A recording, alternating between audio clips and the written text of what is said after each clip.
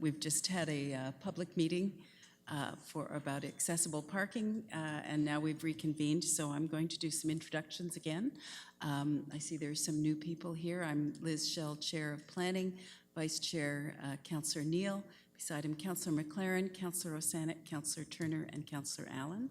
We have another members of staff, planners just behind Councillor Turner, Planner Eusebio, Planners Sands, Planner Lambert, Manager Newman, and Manager Vendetti. Our clerk, Derek O'Shea, is here, and sitting in is Councillor Holland, who is not on the committee, but very welcome to come and ask some questions later on. Now I'll again read the public meeting introduction. Notice of collection, personal information collected as a result of this public hearing and on the forms provided at the back of the room is collected under the authority of the Planning Act and will be used to assist in making a decision on this matter. All names, addresses, opinions, and comments may be collected and may form part of the minutes, which will be available to the public. Questions regarding this collection should be forwarded to the Director of Planning, Building, and Licensing Services.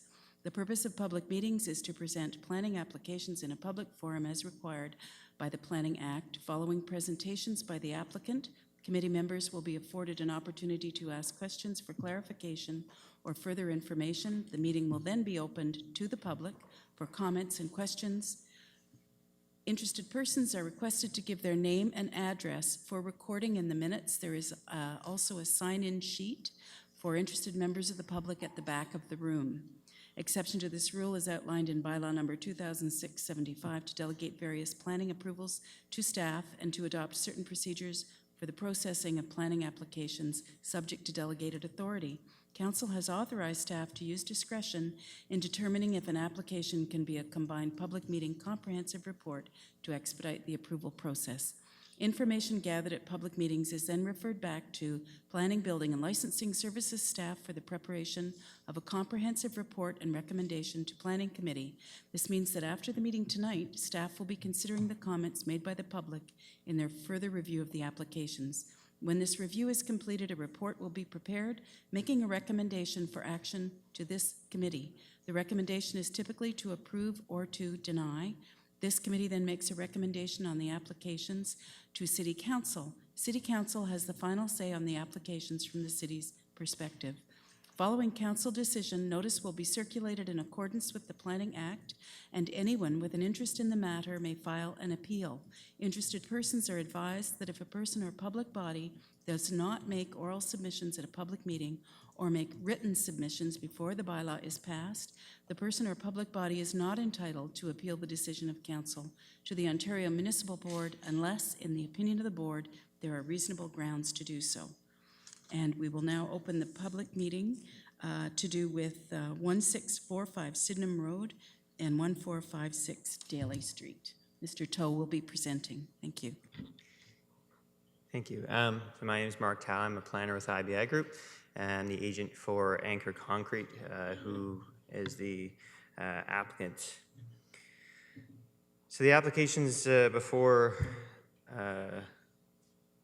the committee tonight and for the public are applications for official plan amendment, zoning bylaw amendment, and also two consent applications, one for a severance and one for a lot addition. The applications are required to permit addition of lands to the existing Anchor Concrete property in operation, and also to sever Anchor Rebar, which is a kind of subsidiary of Anchor Concrete, from the existing site. Broadly, the three main reasons why the applications have been filed. The severance is to allow Anchor Rebar, and I'll show you where that is on the site in a minute, and should allow Anchor Rebar, which is a component of the site, to have access to additional power connections. The existing power is insufficient for the needs of the site right now, so creating a separate parcel will allow for a separate power connection. The second is for the lot addition is required to improve and guarantee proper stormwater drainage both in the area and on site as well.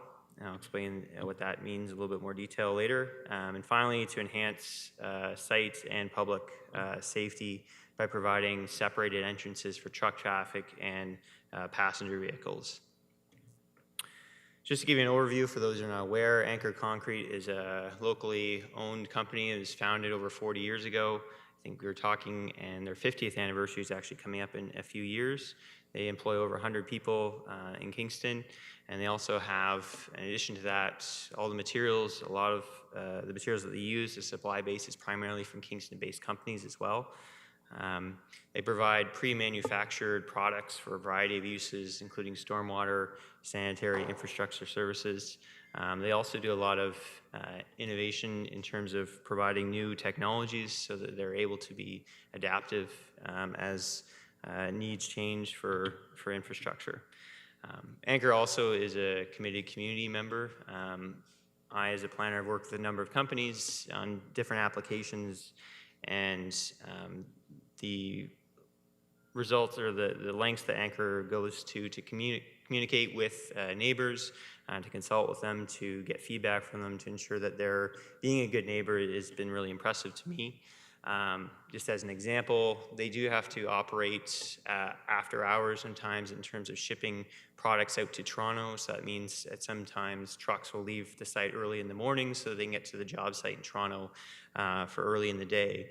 And that means some truck noise happens before dawn. And so what they do, or what they've done, is provide letters to neighbors with phone numbers, direct calls, to site operators who, if there's a complaint, call them right away any hour of the day, and they'll know how to deal with it, know what the problem is.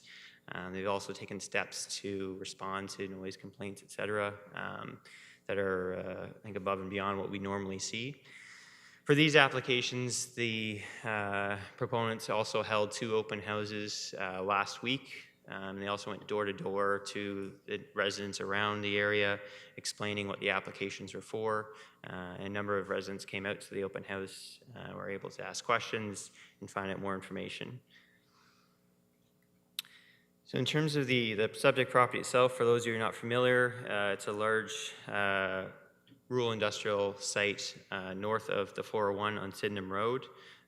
It's south of Burbrook Road, about halfway to the 401. So this air photo shows Anchor Concrete and Anchor Rebar as a whole in the site. Anchor Rebar is in the southeast corner, a quarter of the site, and I'll show you a little bit, a diagram version later. The majority of what you see on the site, there's a large manufacturing building in the center. The majority of the rest of what you see in the site is storage for concrete products. So concrete product has to be made and then allowed to sit and cure for a length of time, sometimes for months, depending on what the product is. And also, they have to deliver large amounts in a short period of time. So they manufacture maybe 1 piece a day, and then they need to get 60 pieces. So the site, for the most part, is a lot of open storage of the product that they produce, which then gets shipped to various places around the province and beyond. So the diagram you see on the screen here shows in the bottom right-hand corner, there's the smaller proposed Anchor Rebar lot. So there's a rebar manufacturing facility on that site, as well as the 2 existing offices for Anchor as a larger company. And so the severance proposes to separate that property. Nothing would change as a result of the applications in terms of processing or manufacturing. It's simply intended to provide the ability to get additional power to the site to supplement what they have in support of manufacturing. And then the larger site is the Anchor Concrete site as proposed to be enlarged. And I'll show you that diagram right here. So on the right-hand side, the red box is the existing site, and then the dotted yellow shape is the parcel that's proposed to be added from the larger holding, which you can see on the left here. So this larger, very long parcel right now has frontage on Alley Street and provides access also off of Sydenham Road here to a Bell cell phone tower in here. So the proposal is to add the yellow parcel to expand the size of the concrete site, or the Anchor Concrete site. And there's a few reasons specifically for the shape of the parcel that's being proposed. And that relates to See if I can find a better diagram. So that relates to providing protection for an existing large drainage ditch that travels along the north end of the site and then down the west end of the lot addition parcel here. So the lot addition will bring that ditch, which conveys storm drainage from north of the site, will bring that onto the anchor property so that it's secured essentially and subject to site plan control, and will be essentially guaranteed to remain there. It will also provide some additional storage space for anchor concrete and also allow for a large storm pond to be created at the southwest corner of the site, which will handle the majority of the runoff from the site.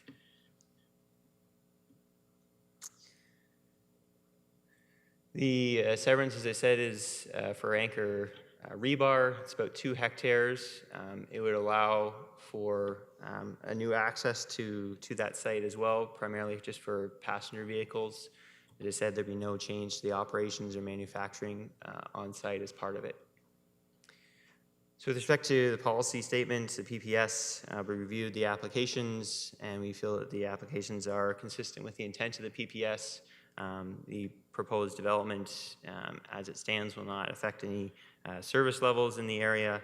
That's compatible with the existing neighborhood, or the existing context, given the nature of the use and what's being proposed. The proposal is also located outside of any areas of natural hazards, and an environmental impact study was done to analyze natural heritage features as well, and it was supportive of the proposed lot addition. With respect to the official plan, the property is designated, currently is designated rural industrial. The lot addition parcel is designated rural. So to support the lot addition, the property being added has to be put into a rural industrial designation as well. The official plan would also recognize the Bangma masonry use. So there's a retail use on the site in the northwest corner along Sydenham Road. Northeast corner along Sydenham Road. So they sell a variety of concrete, landscaping products, etc. They were formerly located where the current Lowe's site is, so they relocated there after Lowe's came into Kingston. So the official plan doesn't allow us a retail use not linked directly to the manufacturing use. So the official plan would be updated to allow for that in a limited fashion on that site. And lastly, the subject lands are identified as being part of a broader significant woodlands in the area. The subject site along the west boundary, the large ditch I had spoken of earlier that provides drainage, that effectively separates the wooded area of the parcel being added with the larger woodland to the west. So the environmental study supported the addition, and the Conservation Authority in their preliminary comments also felt that this was acceptable. So in terms of redesignating the lot addition from rural to rural industrial, it would simply allow for the expansion of the current rural industrial use onto the lot addition lands. Again, the second request is to recognize the retail use on the northeast corner of the site.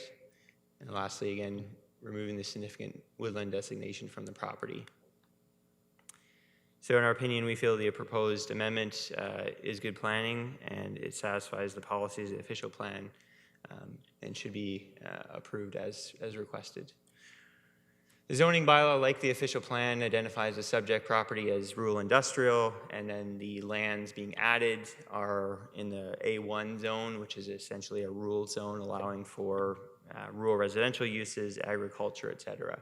So the rezoning would place them in the same site-specific zoning as the existing anchor concrete rebar site. So the rezoning is to allow for the expansion of the use onto the lands. It also identifies certain setbacks required for the rural industrial use, taking into account the surrounding residential uses. It would also deal with open storage on the site, how much, where it can be located, screening, etc. It also looks at where parking can be located in proximity to the road, and also there's a request for driveway width relief for the industrial use. We're of the opinion that the relief requested is appropriate. It essentially allows the site to continue to function as it is with a slight expansion.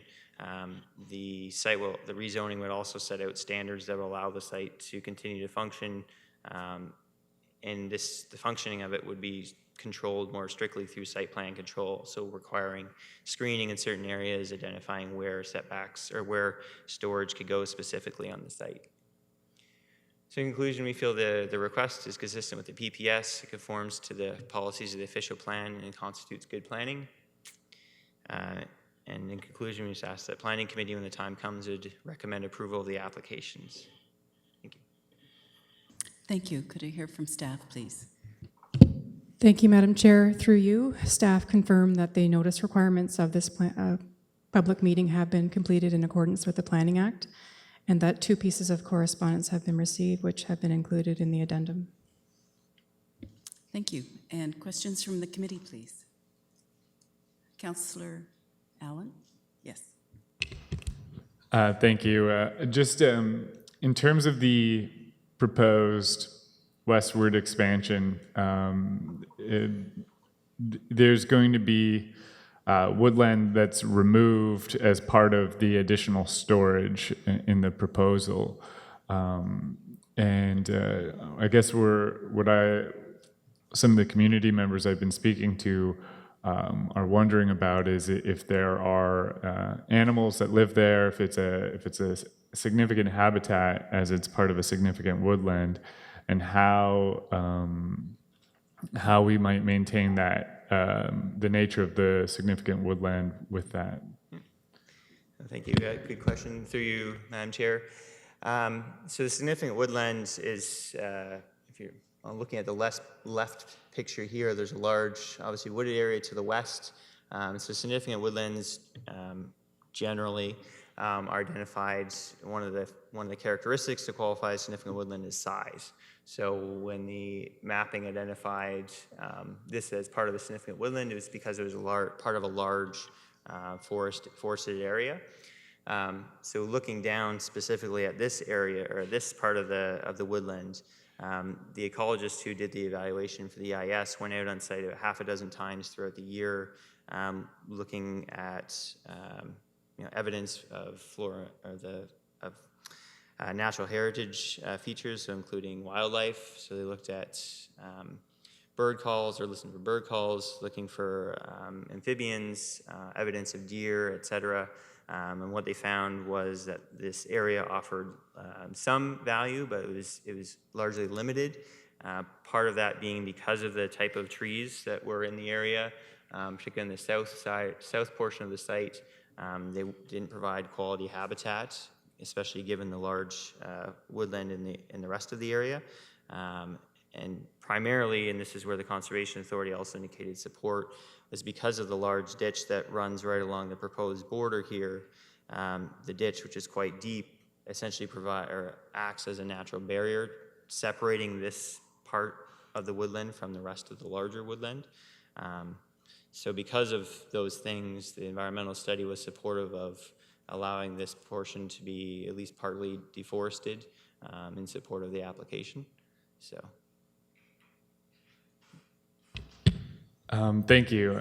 I think that kind of covers it. One of the other concerns is any additional impacts on groundwater downstream for residents in the Ailey subdivision or closer to the 401 in terms of the adding to the stormwater that may come off your expanded site and head down towards them where they have been known to have their basements flood.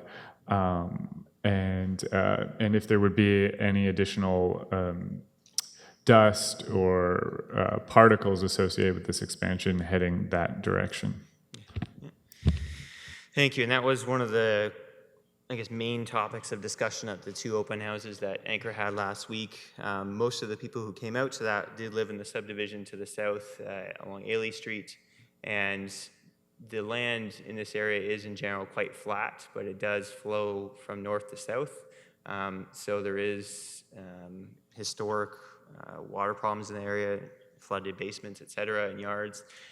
So there are a number of water courses that traverse through these lands, north to south, and the ditch conveys a lot of water from this area north of the site, around the site, and down south. And then it basically kind of spreads out across different areas down to a larger, or part of a larger watershed. The application is intended to maintain all the existing conditions. So the stormwater report that was done to date looked at how stormwater leaves the site right now, and essentially has provided a design through the stormwater pond and the proposed grading that would make sure that no more water would leave the site after the application is approved than before. And also the idea would be that the storm pond would actually hopefully provide more quantity and quality protection than currently exists on the site right now. So the storm facilities, I guess, right now would probably be less than optimal. So if anything, the applications would allow it to be improved and hopefully provide better control than there is at the moment. And yeah. Thank you. Other questions? Councillor Osanek. Thank you. I had heard that there'll be replanting of trees for the trees that you're taking out. Is that true? Thank you. So through the site plan process, because Anchor is still contemplating, I guess, how much of the land being added would be cleared or be used. But there's opportunities for some replanting on site, so the idea would be to try to replant on site as much as possible. Otherwise, it would be compensation as per the tree bylaw, but we expect that would be something that gets dealt with at the site plan stage. So, yeah. Are there other questions from the committee? Seeing none, I'd like to open the floor to members of the public who would like to speak. And if you could come to a microphone, give your name and address, and 5 minutes is the limit. And I'd like to gather all questions and opinions, and we'll have Mr. Tao respond at the end. Thank you. Good evening. My name's Dan Murphy. I reside at 1592 Sydenham Road. That's on the residential side of Sydenham Road. I have no objection to Anchor acquiring and rezoning additional lands. I'm here to oppose two aspects of the applicant's request: making the non-conforming use legal and the request to sever the rebar plant property. That is the southern portion of the property. Let me start by saying that I realize Anchor Concrete is there to stay. I'm okay with that. I'm not opposed to that. By and large, they've been an okay neighbor. Good neighbor, tolerable neighbor, good, okay neighbor. But as a resident, I object to a company being able to disregard zoning bylaws and slight plan control with impunity. It should not be allowed to happen. From my point of view, the request to simply amend the official plan to allow the non-conforming use to become conforming makes a mockery of the planning process and the planning bylaws. As you well know, a company wishing to establish a business that requires a zoning change must go through the lengthy process of public hearings, planning approvals, council discussions, site plan control to finally get a bylaw to allow them to do what those approvals say they can do. And that's all they should be able to do. After years in operation, they should not be allowed to move in another company, a different business which violates the zoning, remove part of a buffering berm, and add an additional driveway to the property. That's what Anchor has done. And now they're telling the city, we did this, but please just pass a bylaw that makes it okay. As a resident, I don't think it's okay. Non-conforming use is just a nice way of saying illegal. And for those of you around the horseshoe or aware of my policing background, you can understand when I say that for me, something done illegally is wrong and should have consequences. Thus, a company should not be able to simply beg forgiveness for transgression, and council should not just roll over and simply make something illegal legal. If that is to be the case, what's the point of having an official plan, a planning process, and bylaws at all? The addition of the non-conforming business added to the Anchor property created additional heavy truck traffic on the Sydenham Road, additional noise and dust from the Anchor property, and additional retail traffic to the business. As neighbors, do we not ask for these, nor do we welcome them? The consultant's report provided to council conclude that the requested changes won't affect the current situation. Granted, but my point is, the current situation is not what neighbors and council agreed to in the first place. Let's back up a few years. Let's remove the added driveway. Let's replace the berm, which blocked the view of the operations and helped hinder noise and dust from reaching neighbors' properties. Let's not have a non-conforming retail business on the site. Then a consultant's report that outlines the implications of the requested changes would have some validity. When Anchor was created, they were provided one access point or driveway on the southern part of the property. On their own, they removed a part of a buffering berm and created a second, larger driveway further to the north and put a gate across the first driveway. With their request to sever the southern portion of the property, along with their request to open an additional driveway at the northern end of the property, there would now be 3 access points to one contiguous property. Are they all really needed? Has any study been done on the implications of reopening the first driveway to accommodate the newly severed property? When I lie in bed at night with my windows open, mainly spring through the fall, I hear the clanging and banging from the operations on Anchor concrete property. Sometimes it's disturbing, sometimes not so much. Sometimes it disrupts my sleep. What are the implications of allowing Anchor's request? Currently, Anchor is responsible for all noise emanating from the property. At 3 o'clock in the morning, I can't tell whether the noise I hear is coming from the rebar plant, which Anchor wants to sever off, or whether it's from Anchor's operations. Enforcement of the noise bylaw, which I must point out needed to be undertaken in the past, could become a nightmare. Seemingly simple planning changes can have wider implications which the planning process and council must take into account. From a company perspective, Anchor's request to sever the southern portion of the property, as it is technically a separate company, and the request to make the illegal operation of the third business not owned by Anchor legal makes good business sense. But business issues should be Anchor's issues to deal with, not city council's. This process we're going through is not about what's good for a business. It's about planning. From a municipal perspective, what's good for the community, the neighborhood, and all the people that live in that neighborhood. Could I say it 30 seconds, please? I question whether the severance of the southern portion is really needed at all.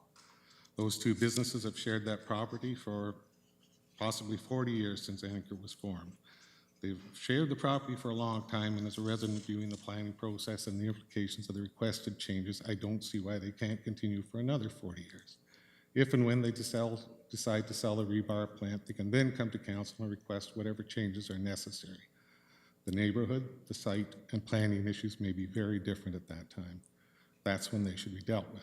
It should not be the role of council to facilitate possible future business plans when the future is unknown. I request Planning Committee deny Anchor's request to sever the southern portion of the property and deny the request to amend the official plan to permit the non-conforming use. Thank you. Thank you, and would you like to give the, oh, you've already sent a copy in, thank you very much.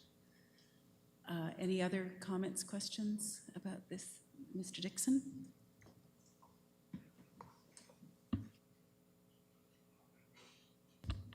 Thank you, Madam Chair.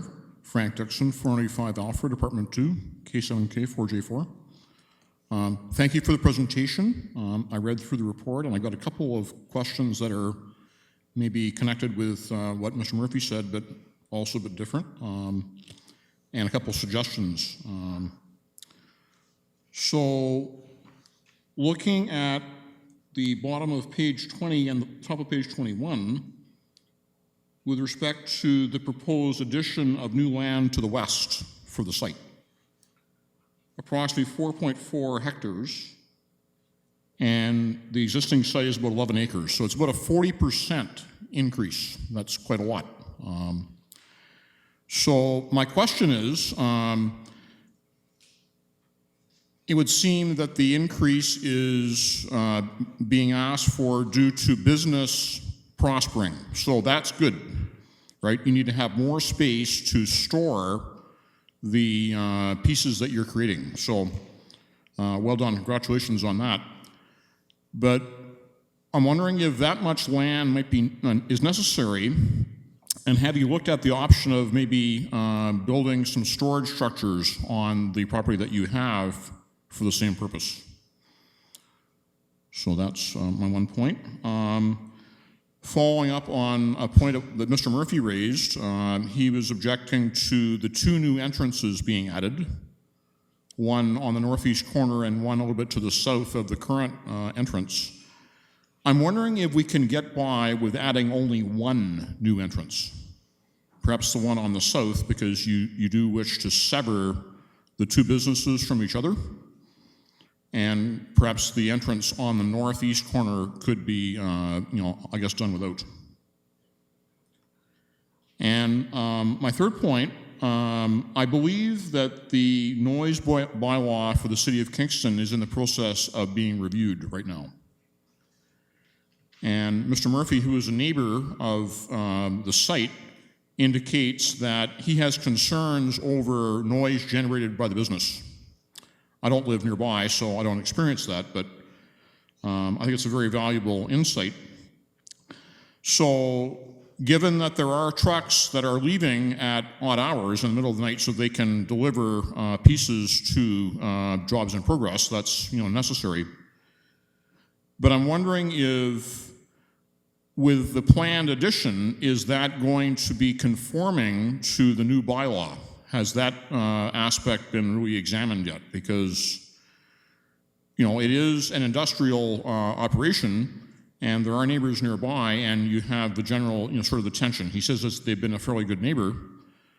I want to see the business prosper because they're employing people. That's really important.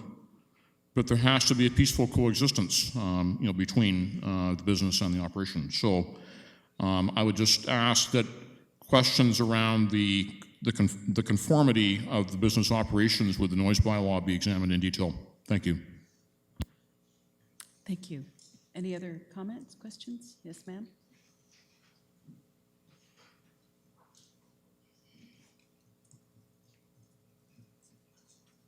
There's a button just at the bottom there. There you go, it's on. Name and address, please. My name is Diana Catherine Gano, Goneau, Inkster. I live at 1422 Ailey Street. First of all, we weren't informed of the by letter from planning because we're outside the 120 yard radius. And I think we should have been. The whole of Ailey Street should have been informed. The sign at the end, okay, it conforms to the Ontario Municipal Act or whatever. It faces a cornfield, the notice of the change in the bylaw or in the zoning. So that again, I think it should have been where the last time Anchor asked for a change, which was right at the end of the cul-de-sac, so people could see it. Anyway, they did send out a letter, but as far as I was concerned, it was sort of a smoke screen. Why wasn't it just, or hand-delivered a letter? Why wasn't it just a copy of the letter that was sent to everybody else? Okay, so it wasn't. So I sort of thought that was a bit of a smoke screen. Okay, the designated forest or whatever, there are deer there more than the report said. My dog, he's passed away 6 years ago. He could scare up 4 deer with no problem at all. Here they come, 4 deer, Bobo after them, which is not allowed, but he has passed to his reward, so I guess he won't be charged. I'm more concerned, though, okay, I guess we can live without the forest, designated forest, although the K&P trail is not plowed in the wintertime, so there's a fair bit of people who walk up the trail because it's not plowed and doesn't allow snowmobiles, right, on the K&P trail in this section of the, or ATVs. There's a fair bit of people because snowmobiles and ATVs do go up the trail at the foot of Ailey Street that come from the other subdivisions around and walk up that trail because it's open. So, that's, I don't know, if designated woodland is only for birds and coyotes and deer, or it's also for people who want to walk in the woods and in the wintertime. The other point I have is when my husband moved there as a young adult or adolescent at 1959, it was a gravel road, Sydenham Road. Kids could bike nicely up and down the road without really seeing a lot of traffic. Well, obviously not just Anchor, because there's been a lot of development in Sydenham and so on. So there's a lot of vehicular traffic day and night. But Anchor's concrete's huge concrete delivering vehicles, and it's water delivering vehicles, and it's product delivering vehicles add to a certain, well, it was referred, Sydenham Road was referred to as an arterial road. Well, I like to think of it as our main street. We cannot do what we used to do. I used to send the kids freely over to the playground over at the Cataraqui Rink. I wouldn't dare send an 8-year-old over to the Cataraqui Rink with the traffic that's on Sydenham Road today. They'd have to be driven over or whatever. And accessible transportation or active transportation, I believe, is meeting on that sort of thing. Bike lanes, the bike lane, shared bike lane starts after the 401. I think it should be extended at least to from Silver's Corners. So that's about it. Nobody's really mentioned the increased traffic, and you have reduced the speed to 60. I never knew why it was raised to 80 after Sunnyside School was closed. So it's good, it's down to 60, but I wouldn't even mind if it was lowered to 50 and be a city street. There's enough people around there now. It's referred to as a hamlet, but basically it's 2 subdivisions and a lot of small lots along Sunnyside Road, along McIver Road, and up Sydenham Road. And that's all I have to say. Consider the traffic implications as well as the noise. Thanks. Thank you. I'll get Mr. Tao to respond to all these when I see if there are any other questions, comments, opinions. Seeing none, I will ask Mr. Tao to respond to the issues that were raised. Thank you. So through you, Mr. Chair, I think certainly 2 of the speakers were out at the open houses, and we tried to, I think, answer the questions that came up then, and we'll continue to try to provide answers and help to find solutions. I think the owners of Anchor and some of their senior staff are in the audience tonight too, so they've been here to hear public input as well, which is good. So I think they'll continue to try to work and find solutions that hopefully people will be satisfied with. In terms of the 2 main objections from Mr. Murphy, the legalization of the Bangma Masonry site. I don't know all the history of that, but essentially I think when Lowe's came into town, they fairly quickly had to find a new home, or they would have had to shut down, and there's not a lot of sites that are strictly suitable for the type of use that Bangma Masonry has. So they relocated to the Anchor site in relatively short order, and the request before council now, before the city, is to legalize that use. And what is being requested is looking at, is it appropriate? Does the use make sense? Kind of impacts be dealt with appropriately? Is it compatible with the surrounding area and with the subject lands? So compliance is what's being sought right now. So whether it was not in compliance when it was put on, that's a question that has been addressed between the owners and staff. And so the applications, part of the reason the applications before council and before the city today have been filed is to address that non-compliance. So they're looking to correct that situation. With respect to the noise, in terms of truck backup, strictly under the noise bylaw, truck backup signals are not covered by the noise bylaw. They're exempted because they're a safety issue.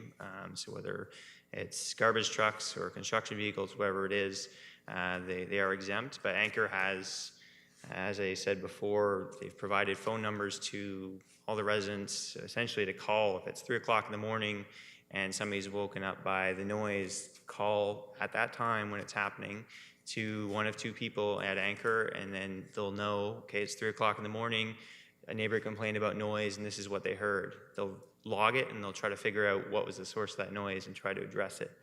In the case of the backup beepers, they're trying different beepers at this time. They've also taken the step of taking oven mitts, and when the truck drivers are doing their checks before they leave the site, they put an oven mitt over the beeper so that it doesn't emanate nearly as far. They can hear it, that it's functioning as required by law, but it's not traveling and hopefully not annoying the neighbors. So those are the types of steps that Anchor has taken to try to address concerns from neighbors. In terms of the Anchor rebar site and is severing the rebar site necessary? Is a third entrance necessary, which is a question brought up by somebody else? Truthfully, if Anchor didn't need the additional power supply into the site, they prefer not to sever it. They have no intentions of separating the businesses and selling Anchor rebar at this time. It's simply that they need the additional power, and the only way to get that economically is to separate the lot. In terms of the entrance that would be provided for the rebar site, that's really would be there as a backup entrance. The intention is that the existing entrance that's there would be used for passenger vehicles, so employees, visitors would use that, and that the entrance to the north would be used for a truck entrance, and that would be for both Anchor rebar and Anchor concrete, and everything would go through there. The reason why going to the north is beneficial is because it moves the essentially the turning action of the trucks. It moves it from further away from the curve in the road to essentially be almost evenly split with the intersection at Burbrook and where the road starts to curve. So it provides extended sight lines for trucks for additional safety, additional time to respond, etc. One of the recommendations of the traffic impact study also recommended that the speed limit along this stretch, for those of you who aren't familiar, the speed limit is 60 kilometers an hour to about the curve, and then it goes up to 80 for this stretch, and then it drops down to 60 again about here. So one of the recommendations of the TIS was to keep it 60 all the way along here, again, to help improve safety on that stretch. So again, the entrances, the intention really is to provide increased safety for both Anchor contractors and for the public as well along that stretch. And that's something that's going to be reviewed by the city and will be evaluated for whether or not it is appropriate, but that is the intention with that. I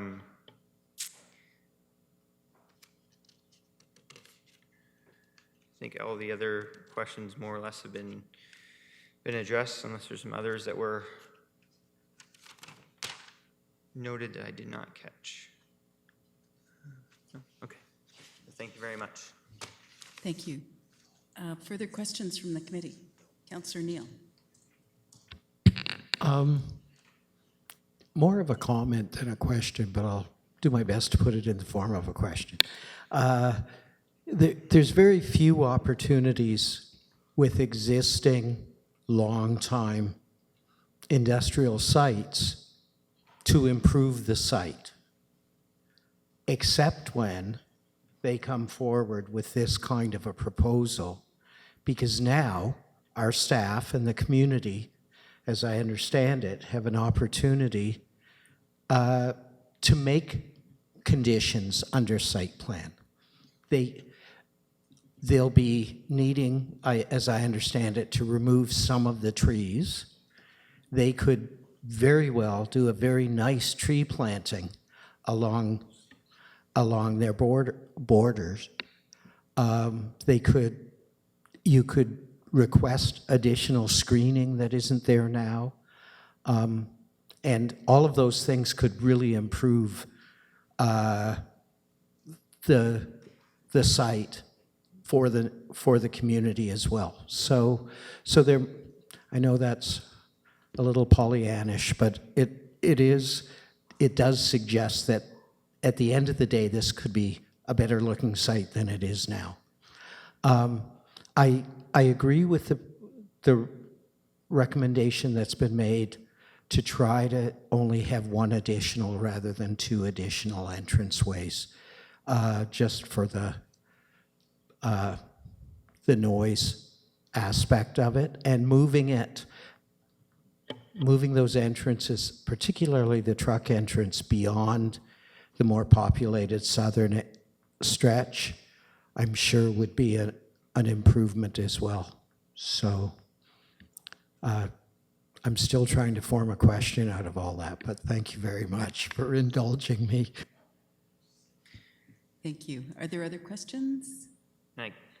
Sorry. I Okay, can go. comment on that. If you were to ask a question about what was planned for landscaping, for example, I'd be able to tell you that a conceptual landscape plan was submitted as part of the zoning, which isn't that usual. Typically, landscape plans are not submitted until site plan. And the intention there is to come up with a berm and landscaping along Sydenham Road that will be something that's embedded in site plan. I know one of the comments that we've heard from the public was that some of the existing site plan requirements, including berming, is no longer there. And so again, this application is intended to rectify that and to provide a new site plan, modern site plan, I guess, that will be able to address all those types of things. So hopefully that will be able to come to fruition and yeah. Actually, I will continue that question because that was mine. I was trying to find, isn't there a bit in the report that says you have offered increased landscaping, that's part of the proposal? Yeah, it's the existing site plan that's on this on the property right now has current requirements for berms and also landscaping.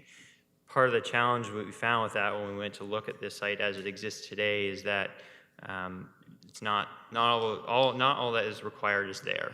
And over many years, because the original site plan agreement goes back, I believe, to the early 90s, if not before, and so over time things have moved and been removed and changed, and so this will allow it to be improved. And so the intention here is to come up with a site plan and a landscape plan that will take advantage of a lot of the existing mature trees that have grown up over the last 2 decades since the original site plan was put in. And so I think overall the intention will be to improve the situation. Yeah. Very good, thank you. Any further questions? Thank you. Then I will close this public meeting and thank you very much for your presentation. Just going to check with the clerk on.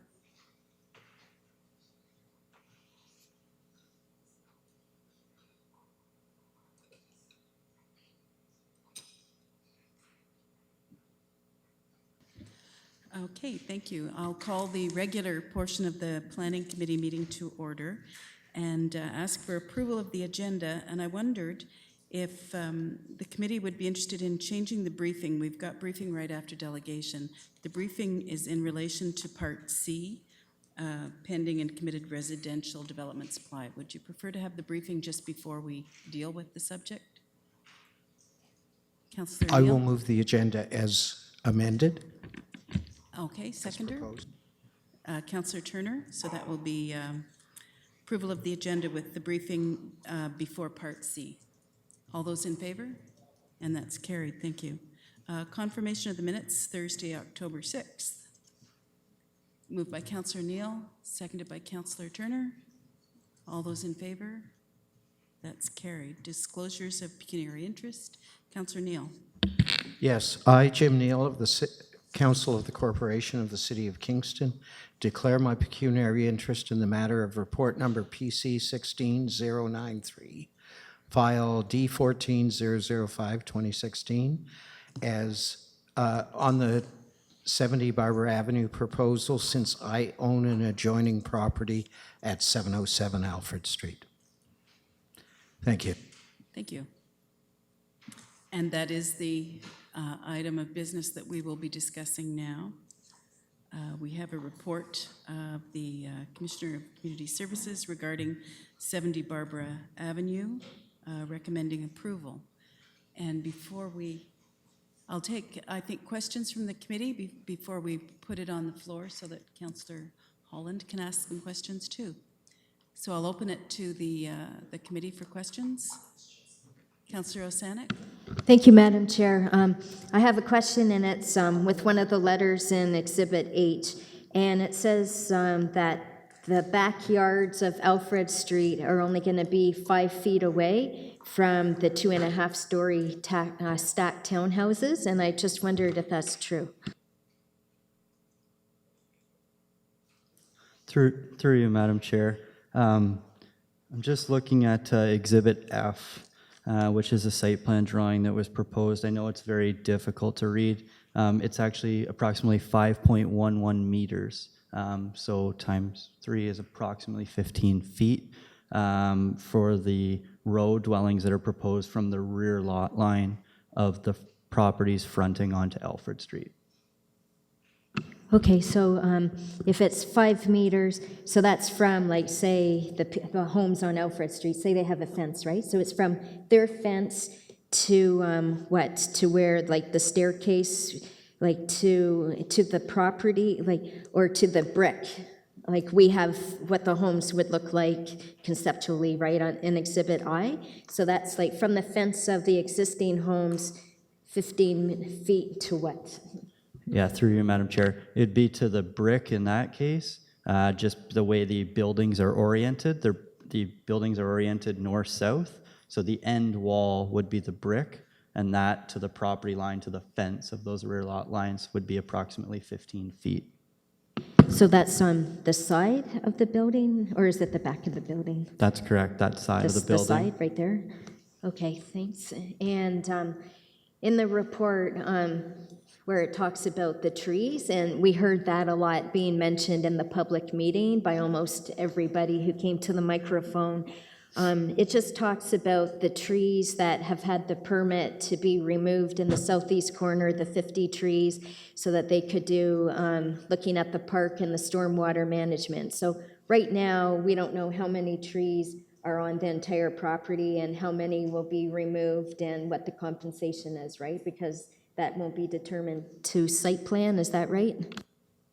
Through you, Madam Chair, that is correct. There was a preliminary site or tree preservation plan done as part of the tree removals permit issued back in 2015. However, that report, as you mentioned, did focus on the southern portion of the property, specifically where that park is being proposed.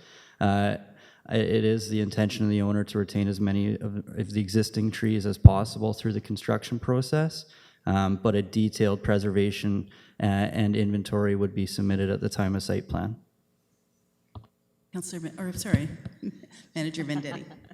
Thank you, through you, Madam Chair. Just to add to that, with respect to the trees that have already been removed to the site that were done through a tree permit, we're currently holding $18,000 to ensure that compensation is carried out on the site as well. Thank you. And just so I know, is that 18,000 dedicated for tree replacement, or what does that 18,000 mean, and how can that 18,000 be spent in other areas or other developments? Like, how does that all work? Through you, Madam Chair, the 18,000 was determined.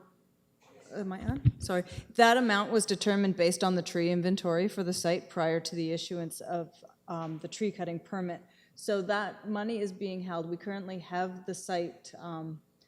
We have the tree inventory. Depending on the landscaping plan that comes in with the final site plan control application, that'll be evaluated against the tree inventory, and based on the two in terms of how it works out with the amount of landscaping that's been done and the amount of trees that ultimately end up being removed, that security would be used in the event that there aren't enough trees planted on the site to compensate for what has been removed.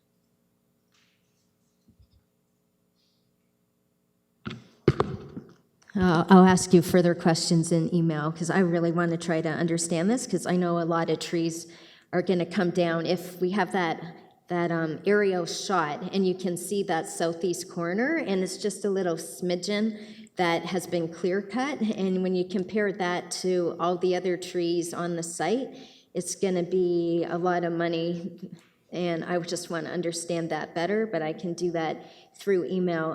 My last question is, through the park, is that the only site for the park, or is there other parts on this in the layout here that are going to be amenity space like a park? Yes, through you, Madam Chair. This proposal is somewhat unique in that that is proposed in the southeast corner is what's called a POPS, or a public-private open space. So it's in conjunction with the City of Kingston and the owner, secured through an easement agreement. That would be the park that would be utilized by the public.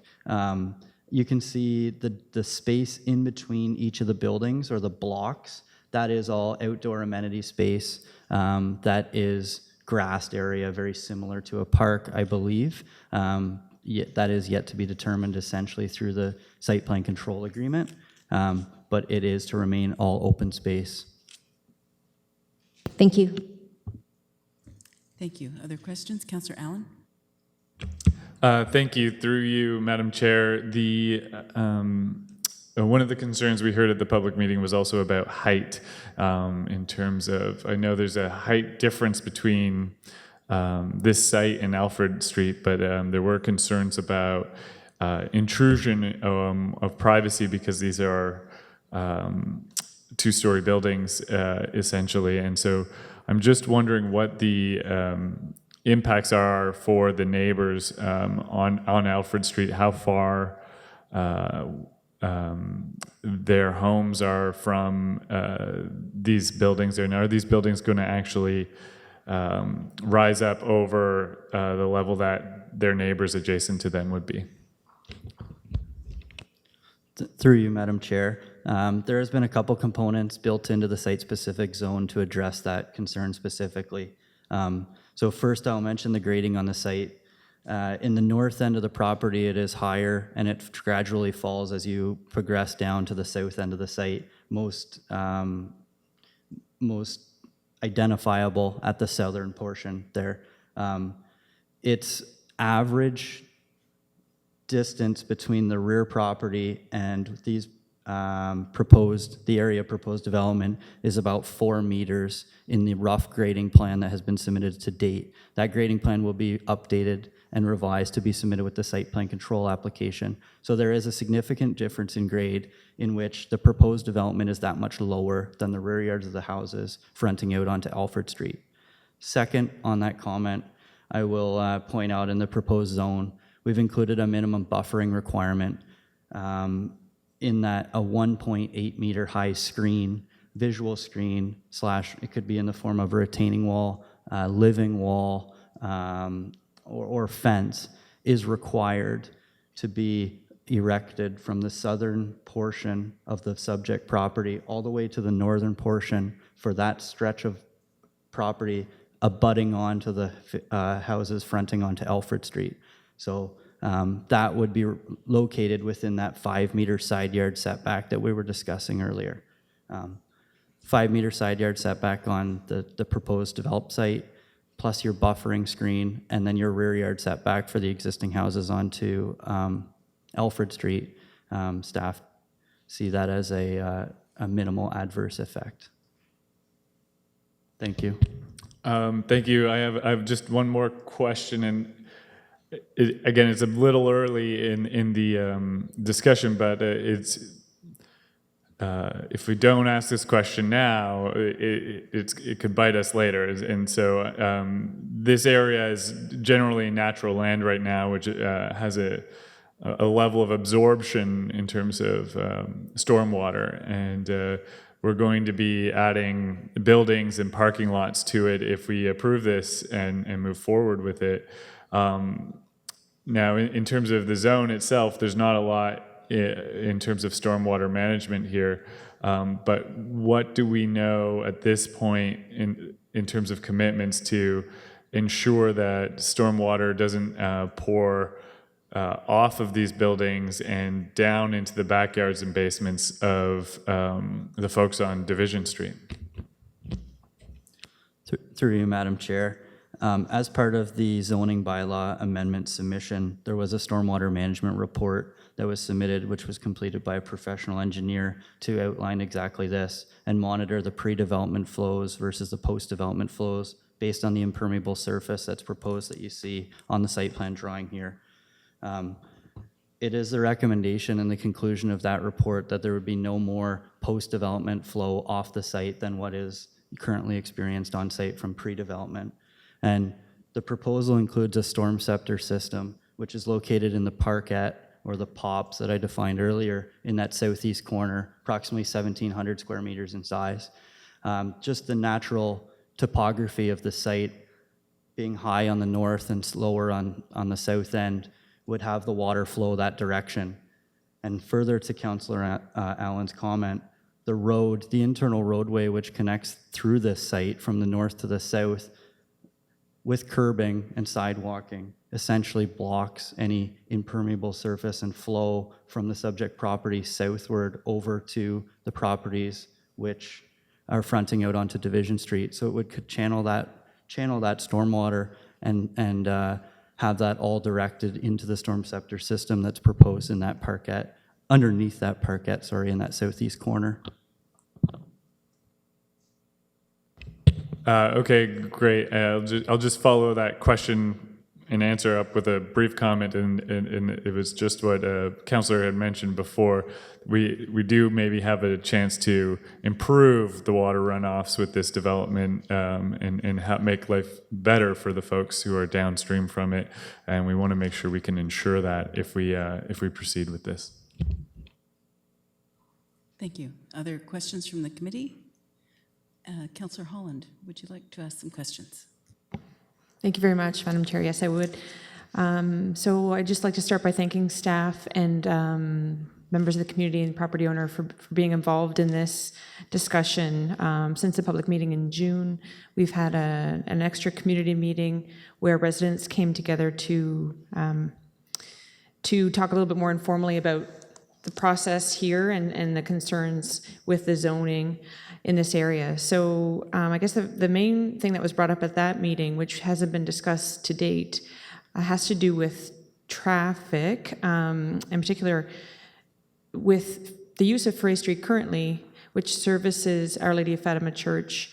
Now, the church community expands beyond those who go to every Sunday service. Of course, it is a cultural hub for the Portuguese community in Kingston, which consists of approximately 11,000 members. So what I would like to know about the traffic study is if members of the church were consulted in regards to their use of the church and the numbers of cars that go in and out on Frey Street for that purpose, and if that has been considered as part of the traffic study. And can I ask more than one question all at once? Okay, I'll just leave that one for now. Thank you. Through you, Madam Chair, I'll start with addressing this, and Manager Vendetti may want to jump in after. But I'll start by saying that a traffic impact study, as you're aware, was submitted in support of the application, which has been completed by a professional engineer, and addressed the surrounding area, specifically the proposed road and additional requirements that are required for the development of Frey Street specifically.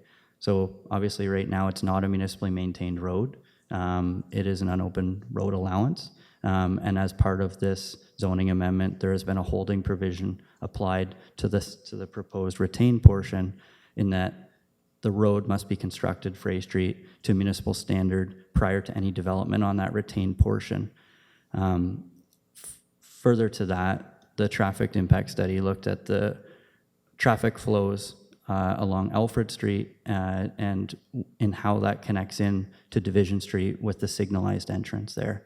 And it was concluded in that study that there was sufficient volumes on both of those streets once completed Frey and the signalized entrance onto Division through Albert Street, that there'd be no adverse impacts from the proposed development.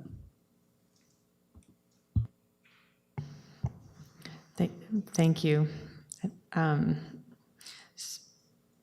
So I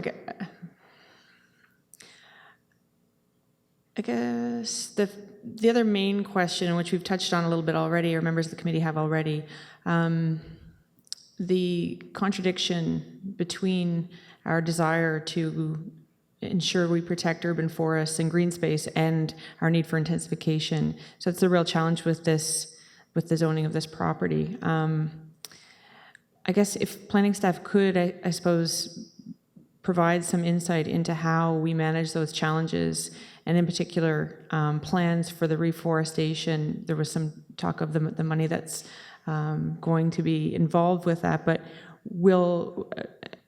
how will that maximize the community benefit in this case, and how do we ensure that the growth in this development in particular, but throughout the city, is going to meet those dual objectives? Thank you, through you, Madam Chair. I think my answer before might have been a little bit confusing, so I'm gonna try to make it more clear. So a tree inventory was submitted with the application for zoning bylaw amendment, and it was also reviewed with respect to the tree cutting permit that was issued for the site. Based on that, and so what we do when we look at the arborist report for the tree inventory is look at the number of trees, the quality of trees, the type of trees. So some trees don't necessarily generate a significant amount of compensation because they may be considered weed trees. They may not be in a good state of health. I'm not familiar with the specifics of this particular tree inventory. There were a significant number of trees that were taken down. We recognize that, which is why we took that security up front when they asked for the tree permit. So in terms of looking at the site plan control application, we will look back at that tree inventory in terms of what existed on that site with the securities that we're holding. A landscaping plan will be required for that site, and that'll be registered through the site plan control agreement that'll apply to the property, as well as there will be a condominium agreement as well as it relates to the roadway. So there might be some opportunities to put some specific clauses in with respect to that. What we'll look at on the landscaping plan is the number of trees that are proposed to be planted, the types of trees and the caliper size of those trees to make sure that a value will be assigned to the trees and the planting that's proposed for the site.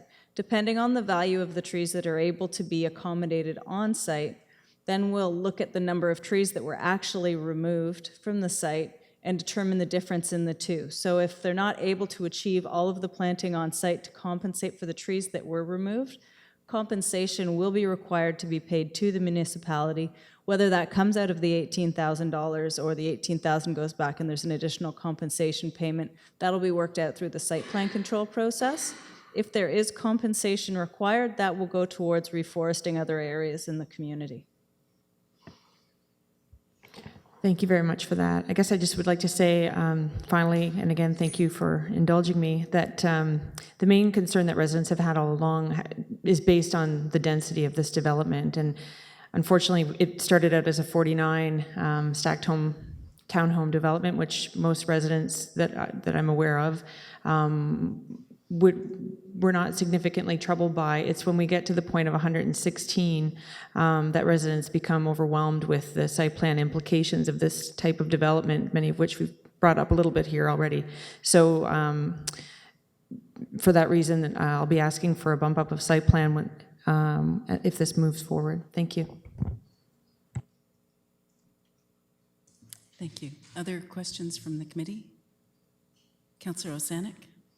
Just one follow-up question, please, is the 18,000, wasn't that just the securities on the 50 trees that were removed in the southeast corner?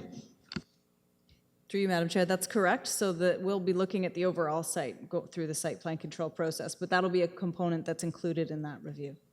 So there's a good chance possibly that a lot more money could be added as security, right? Like if we have to remove 465 trees overall in all the rest of the acreage, that would bump up. Yes, thank you. Seeing no other questions, we do have a recommendation from staff. Do I have a mover for the recommendation? Councillor Allen, seconded by Councillor Turner. Discussion, comments? Councillor Osanek? Thank you, Madam Chair. I won't be supporting this. I think it's over double what was originally, planned for this site of the 49 units. I think it's just too dense. I also think that Exhibit I, it just is so misleading. Like the report just shouldn't have had the other homes way off in the background and the other trees way off in the background as if there's another forested area back there. It's just so it's making it look like this is going to be so roomy and spacious and airy.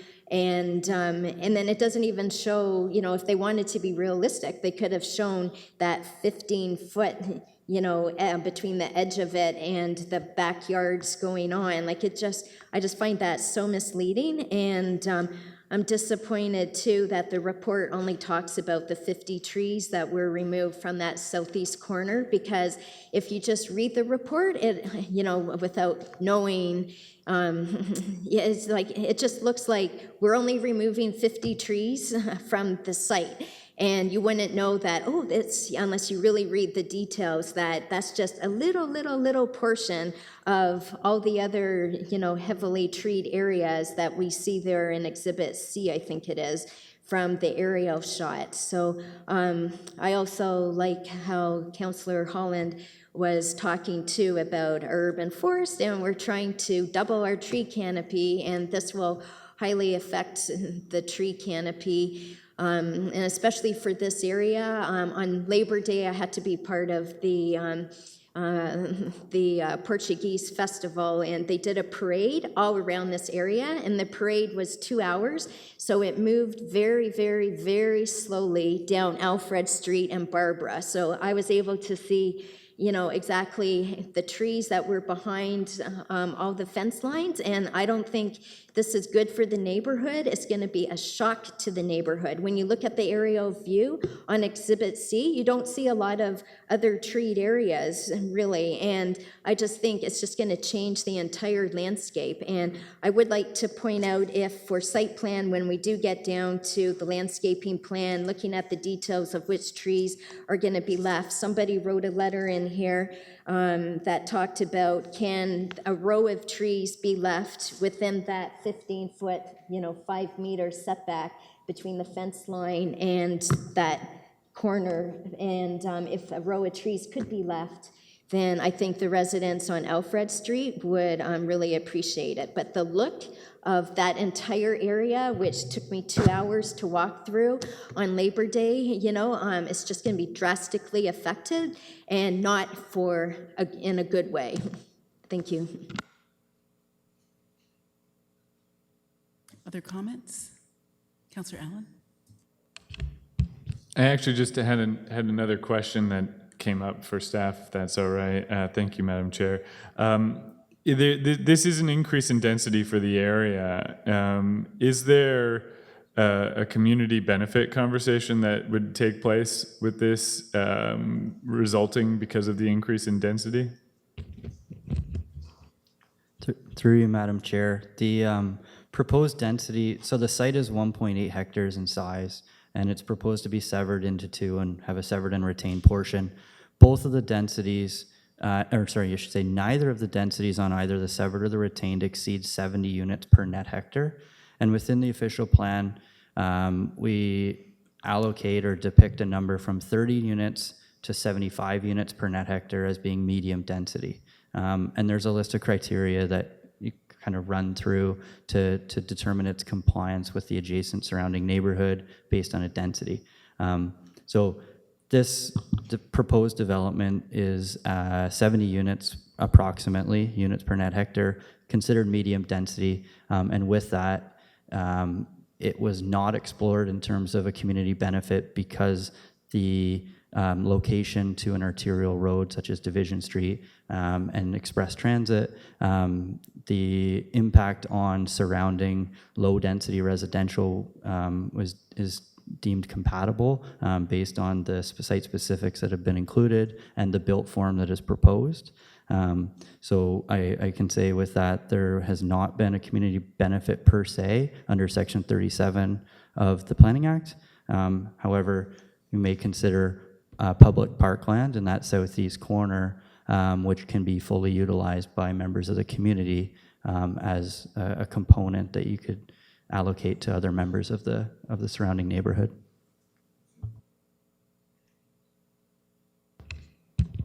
Okay, that's, I'm still learning about section 37, but I guess because the existing neighborhood is low density and this is an increase to medium density, that some sort of conversation would have taken place because it is an increase, regardless of whether or not it's technically high density.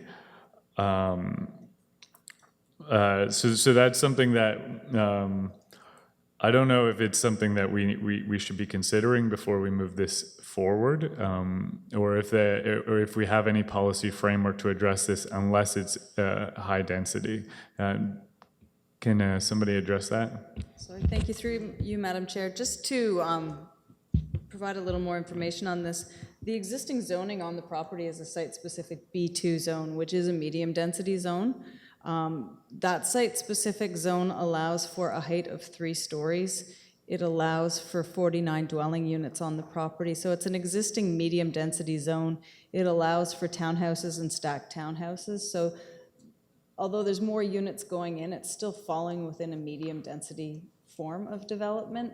The existing height that's proposed based on these units is actually less than is currently permitted within the B2 zone. That was one of the considerations to address some of the compatibility with the adjacent properties and sort of decrease the visual impact of these. So that's one of the reasons why there haven't been those discussions on this, and that it's a site that's currently zoned for medium residential development, and that is technically where it falls within our official plan policies. Thank you for that clarification. I appreciate it. It's again, it's one of those things where if the neighborhood's losing green space, maybe some investment in additional green space is something that can take place as part of these agreements. And through the tree bylaw, we may be doing planting in the neighborhood because of that. So I'm hoping to see that. I'm going to support this going forward because it is on an express bus route. It is important to make sure that we're doing low impact intensification, especially in low density areas. But I will also support Councillor Holland's desire to see the site plan come forward, because I think there are some specific things concerning stormwater and the trees and greenery there that need to be monitored and taken forward. So that when that comes to council, I'll support that as well. Councillor Turner? Thank you, and through you, Madam Chair. I think this one is a very difficult one because of losing green space, and I think it's a large project, and it does increase intensification, which is something we want to do. It will increase the tax base, is another thing we'd like to do, but it does take away green space. So I do understand how the neighborhood will change, and I think that's a sad part, and I do agree with my other councillors here, but in terms of what the province has told us to do and the report in front of us, and it is on a bus route, and we want to increase intensification and density, I'm going to have to support it. Thank you. Thank you. Any other comments? Then I'll call the vote. All those in favor? 3 in favor, opposed, 2. It's carried, split vote, 3-2. Thank you.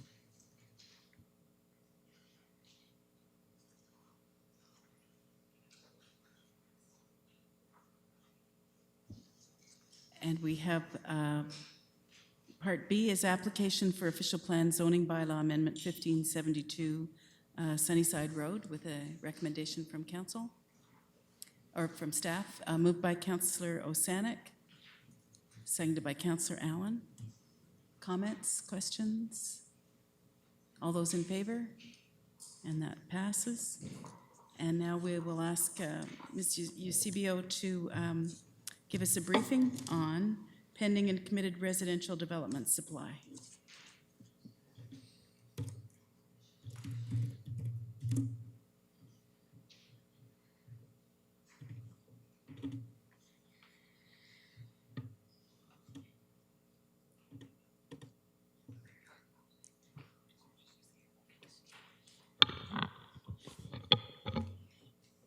Good evening, Madam Chair, members of Planning Committee staff, and members of the public. I will be presenting you the latest pending and committed report from January to June of this year, which is a 6-month update. The previous pending and committed report was presented to you this last April, which presented information with regards to the residential inventory from January 1st, 2015 to December 31st, 2015. As you know, the planning team monitors and reports on the inventory of potential residential dwellings stemming from development applications, which are either committed or pending additions to the housing market. Committed applications are those for which planning approval has been granted, which includes site plan control, registered and draft approved plans of subdivision. Pending applications are those which have been deemed complete and are currently in review, and these include zoning bylaw amendments, site plan control in review, and secondary plans. Residential building permit activity is also reported, as well as the lifespan, which is the length of time it takes for approved units to become occupied. And we've included some additional information in this report, which looks at building permit activity within the sub-areas of the city, which include the central, east, and west portions of the city. We have also included building permit activity from July to October to date to provide further supplemental information of this report. The provincial policy statement states that municipalities must accommodate residential growth for a minimum of 10 years through residential intensification and redevelopment, and that they must accommodate residential growth for land with servicing capacity sufficient to provide for at least a 3-year supply of residential units. So these are our 10-year and 3-year unit supply, which are minimum targets. It should also be noted that the ongoing update to the 2010 official plan recognizes that there is not justification to expand the urban boundary, save for an expansion to the St. Lawrence Business Park considered necessary to support new employment uses. This is a map which shows the most recent pending and committed urban residential development from January 1st to June 30th, 2016. The planning applications are color-coded, which, for example, shows that the red are registered subdivisions, the orange are draft approved, and that the green are plans of subdivisions that are currently in review, and also shows the pending applications, which include zoning bylaw amendments, site plan control, and secondary plans. We have also looked at the building permit activity, which we found that single detached dwellings were very prominent, especially in locations with regards to the Westbrook subdivision, Midland Park, Westbrook subdivision, Lindenwood subdivision, Purdy's Mills in the west, and then we see single detached dwellings in the east within the Greenwood Park subdivision. It should be noted that 116 residential units have been constructed within this time period, and that 7 units are located within outside of the urban boundary. This chart shows a 10-year summary of the residential building permit activity by housing type.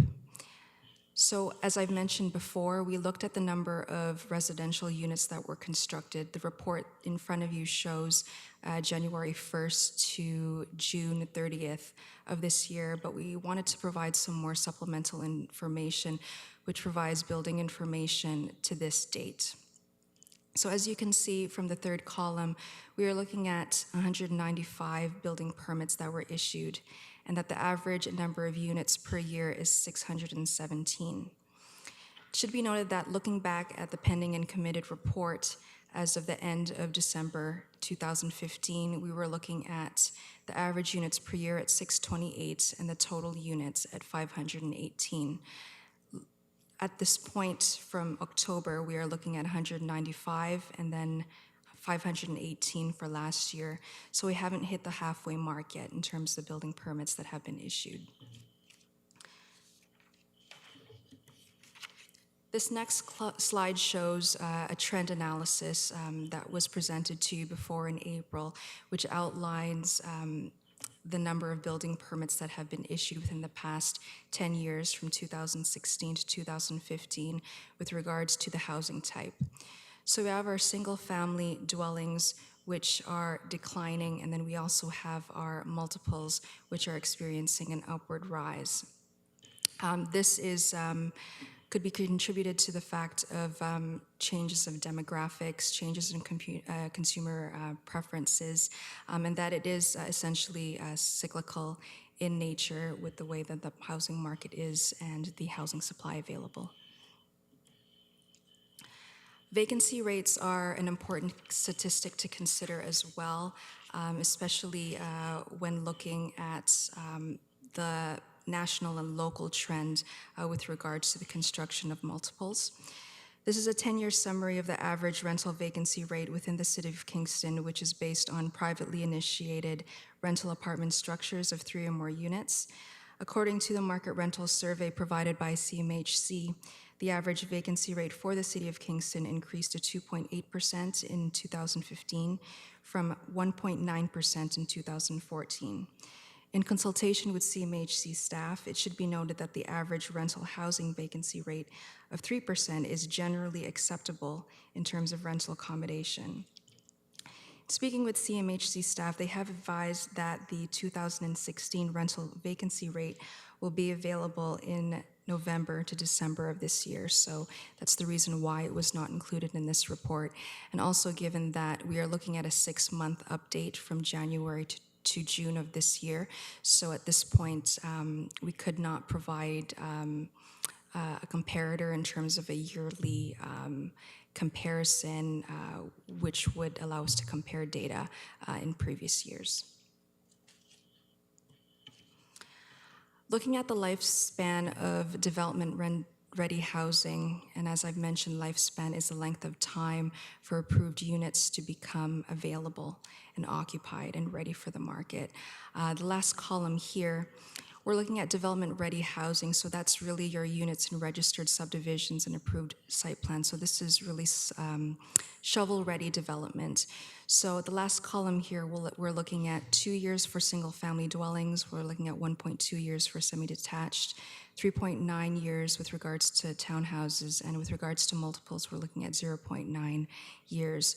So with regards to our provincial policy statement and meeting our 3-year and 10-unit reserve, we are meeting our objectives with regards to having a healthy housing supply. If we take this further and look at draft approved plans of subdivisions, so these are approved, they're just not shovel ready at the moment, but they are approved units. Again, with the lifespan at the last column, we're looking at 3.1 single family dwellings, that's the year of the lifespan, 7.7 for semi-detached, 9.1 for townhouses, and 4.7 multiples, further stating that we do have a healthy housing supply, therefore meeting our provincial policy objectives. So if we look at this overall, if we do a comparator of last year from January 1st, 2015 to December 31st, 2015, with regard to the committed units, again, these are the registered, draft approved, and approved site plans. We're looking at a 6-year supply, 2015, and then if we take everything all together, which includes the committed units as well as the applications from the units still in review, we're looking at a 15.6-year supply as of 2015. As of the update contained in the report from January 1st, 2016 to June 30th, 2016, for the committed units, we're looking at a 6.2-year supply, and overall, with the pending and committed units, we're looking at a 15.4-year supply. Therefore, as I've mentioned, we are moving towards having a healthy supply of residential units. So the next step is that this information will be made available on the City of Kingston website, and we will be exploring other considerations as well.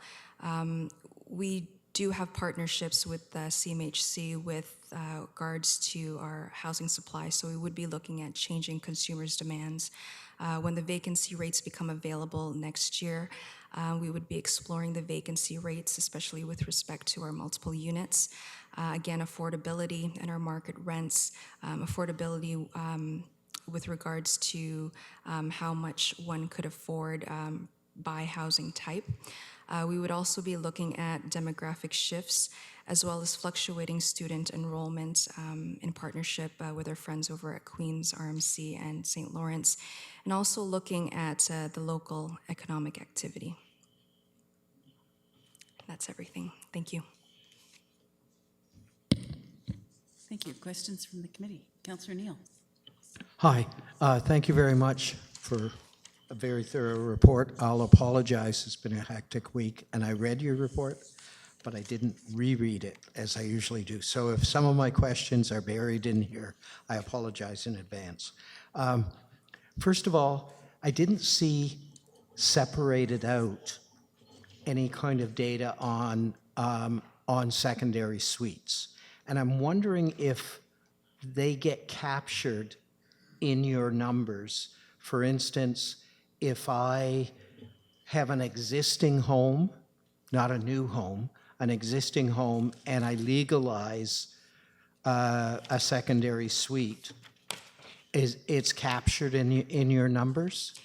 Yes, through you, Madam Chair, yes, they are captured in the numbers. They are captured with regards to the building permit information. And as you know, secondary suites, some of them are approved through the zoning bylaw amendments, so that is captured through the pending units. Okay, and if I'm building a new subdivision, and I know we're encouraging them to include in their buildup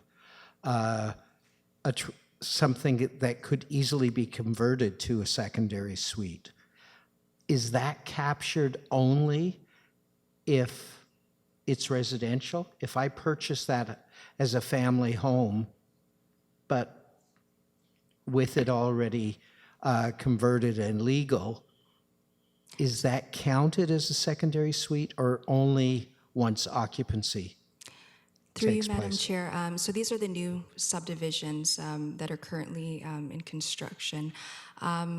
When they are approved, a lot of them are approved as one single family dwelling. So if they do come in as a secondary unit, that is captured within the building permits, not so much as a pending and committed residential inventory, but it is captured as part of our building permit activity, which we do note.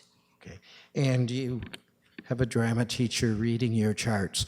So, but my first impression is that we seem to be having a growth in multiple unit accommodations and a gradual decline in single family. Is that an accurate assessment of the way I've read the charts?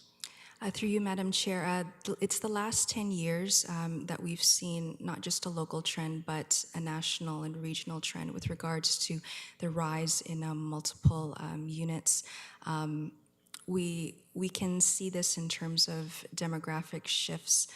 For example, senior citizens may want to choose to live in multiple units as a result of amenities.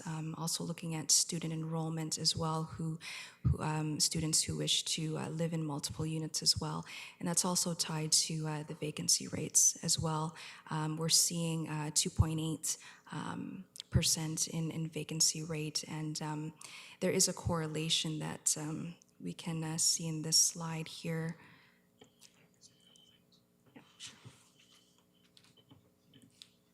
Sorry, thank you. I just wanted to compliment some of the things my colleagues saying here. So, through you, Madam Chair, I think there are just a couple really important points for this committee to take away from this presentation. As Anne-Marie mentioned, we are doing this semi-annually. We have offered to you kind of a snapshot of where we are halfway through the year.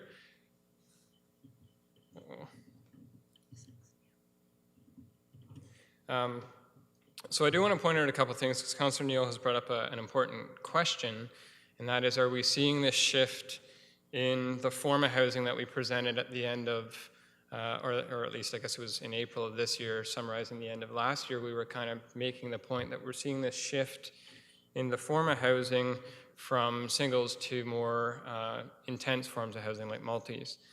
And I think one thing that's really interesting out of the first 6 months of this year is what's shown in this slide here, which tells us that we've actually only seen to the end of, so Anne-Marie updated the numbers to the end of, to October 18th. We've only seen 14 units in multifamily housing form this year, issued by building permits.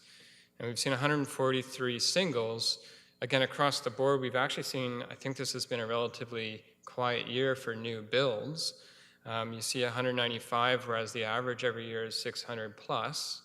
So we are actually seeing a bit of a quiet year as it relates to new construction. And the trend where we typically see multis being the predominant form, we're not seeing so much this year. Now, that shouldn't really be a surprise when you look at this graph here, because you see in blue represents the new construction of multis on an annual basis. It's cyclical in nature. It only takes one 200-unit building or 100-unit building to really increase the numbers. So I kind of was sitting on my hands and wanted to pop up because we were kind of surprised when we saw some of the numbers this year up to the end of mid-October and how low they are. It's a bit concerning because what we've heard from the public is a concern over overbuilding. We're oversupplying the market, and we're not seeing that in the numbers so far this year. So if University Suites clears the OMB, that'll spike that considerably. That's correct, yeah. And that's why I think watching vacancy rates is so important. So as Anne-Marie mentioned again, 3% is generally healthy. We're at 2.8 at the end of last year. But we've seen some funny things with vacancy. So we're curious to see what 2016 tells us. Thank you for a great report. Thank you. Thank you. Other questions? Seeing none. Thank you very much for your report. Thank you. It's excellent. And that was an information report.